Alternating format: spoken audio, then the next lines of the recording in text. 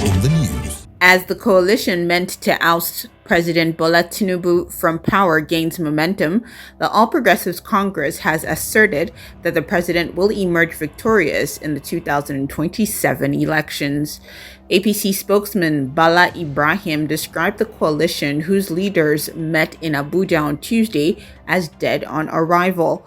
Multiple sources within the coalition movement revealed their plans to adopt the African Democratic Congress as their political platform, confirming this to reporters.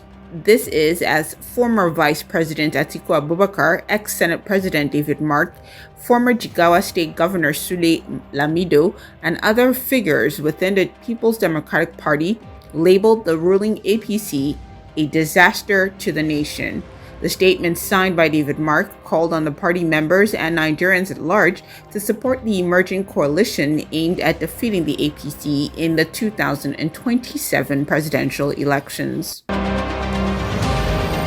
Meanwhile, the federal government is set to unveil a bold financing initiative known as Africans for Africa Fund to mobilize capital within the continent for the development of Africa's mining and natural resource sectors.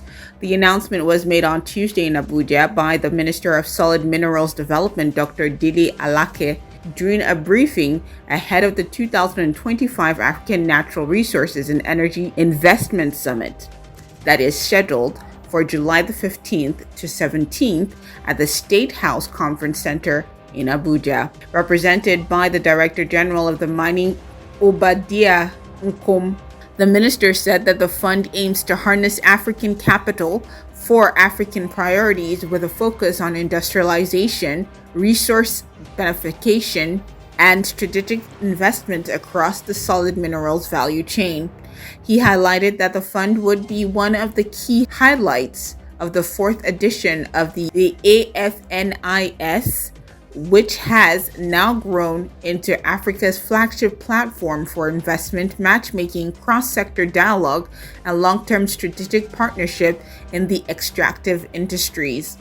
According to him, the summit theme, harnessing local content for sustainable development, reflects the bold pivot from raw material exports to domestic value addition and job creation. The corpses of two children, a boy and a 9-year-old girl, were discovered in a drainage after a heavy rainfall that broke out in Minna, Niger State. Initially, residents of Tunga community in the state capital had thought that the flood carried only the girl, whose parents are said to hail from Edo State, until the girl's father was contacted to identify his daughter and discovered that a young male child was also killed in the rain floods. Sources said that the children left the house when the rain had paused momentarily, but there were still signs that the rain could come down heavily. While they were on their way, the rains came down heavily and in torrents. Almost immediately, it flooded all the drainage and roads in Tunga, making it impossible for motorists to move. They had to park and wait for the rains to subside and the floods to recede. In foreign news, Thai Prime Minister was suspended by the country's constitutional court on Tuesday over a leaked diplomatic phone call that triggered an ethics probe, while her father, former Prime Minister Thaksin Shinawatra, appeared in court for a royal defamation trial.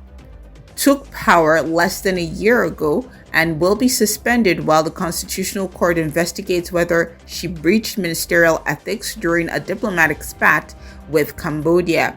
She told reporters at Bangkok's government house that she accepted the ruling. A key opposition politician called for new elections. Rangisman Rome, deputy leader of the opposition People's Party, the successor to Move Forward, which won most votes in 2023 general elections, Thai political analyst told reporters that there is a direct, undeniable linkage between the two cases, and the brand of the Shinawatra family faces a critical dilution.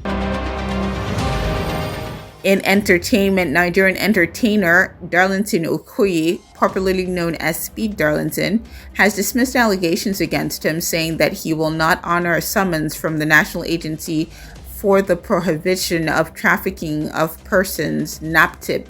He said also his appearance fee as an entertainer is 2.5 million naira. In a video posted on his Instagram page on Monday, the singer insisted that he had committed no crime, described the allegations as baseless, and accused the agency of seeking social media attention. The 41-year-old singer accused NAPTIP of trying to use him for social media attention, questioning the agency's motives and demanding evidence of any wrongdoing. In sports, newly appointed National Athletics head coach Solomon Aliyu has pledged sweeping reforms aimed at rebuilding Nigeria's technical coaching framework and restoring discipline across the federation's programs. The Athletics Federation of Nigeria named the retired Deputy Superintendent of Police as head coach in what is described as an uncommon decision intended to usher in a new era of high-performance coaching and athlete development.